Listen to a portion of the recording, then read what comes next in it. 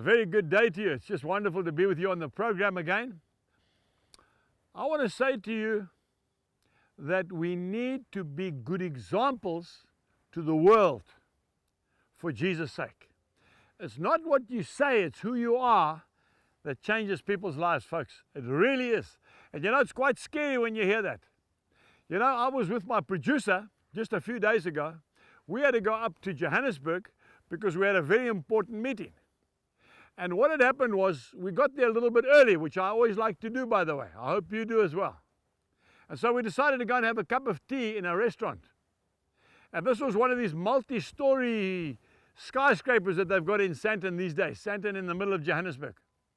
And we were sitting there having a cup of tea. I don't know anybody in Sandton. I'm a farmer. I come from KwaZulu-Natal. Okay, it's a 1-hour flight by an aeroplane if you don't live in South Africa. We had our cup of tea, we greeted the waiters, and off we went.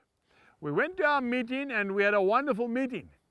After the meeting, we were going to go back to catch the aeroplane to go home. And we got into this multi-complex and a stranger came up to me, a man, and he greeted me and he said, "Angus, I saw you in one of our churches a few months back." And I said, "Yes, that was wonderful." He said, "By the way, did you enjoy your tea?" I said, "I beg your pardon?" He said, "You were in such and such a restaurant a couple of hours ago and you had a cup of tea there. Did you enjoy it?" I said, "Yeah, I actually did. But how did you know I was in that restaurant?" He said, "I've got somebody there that BBM'd me as soon as you walked out." And you know, I got a bit of a fright. I thought to myself, can you imagine if I had been otherwise towards that waiter or towards the people in that restaurant? Maybe lost my temper, maybe was a bit disheartened. And by the way, the tea and what we had was absolutely perfect. But if it wasn't up to standard and I started thumping the table and I've got my rights and so on, can you imagine how I could have affected somebody's life, and most of all, the name of Jesus, because I am a believer. We need to be careful. People are watching us all the time. Not just me, you as well.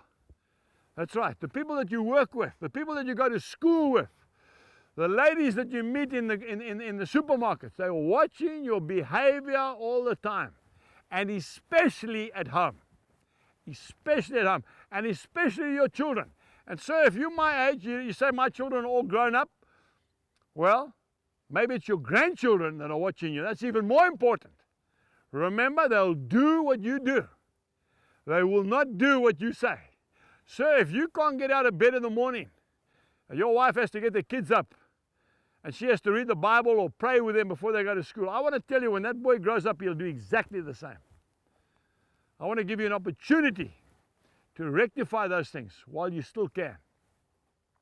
When you go out onto the farm, if you happen to be privileged enough to stay on a farm, the way in which you speak to your workers, your children are standing right next to you.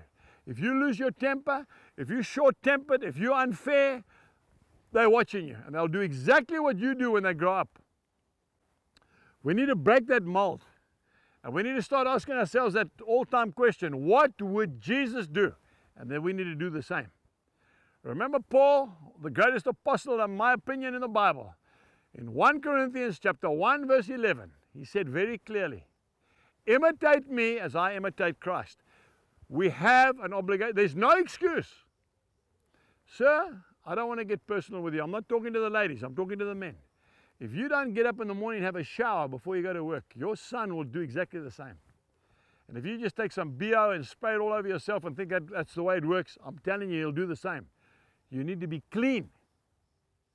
You need to be well-mannered. When you go into a restaurant, if you walk in and your wife has to run after you, when your little boy grows up, he'll do the same to his wife. He won't be happy with it, but that's the only way he knows.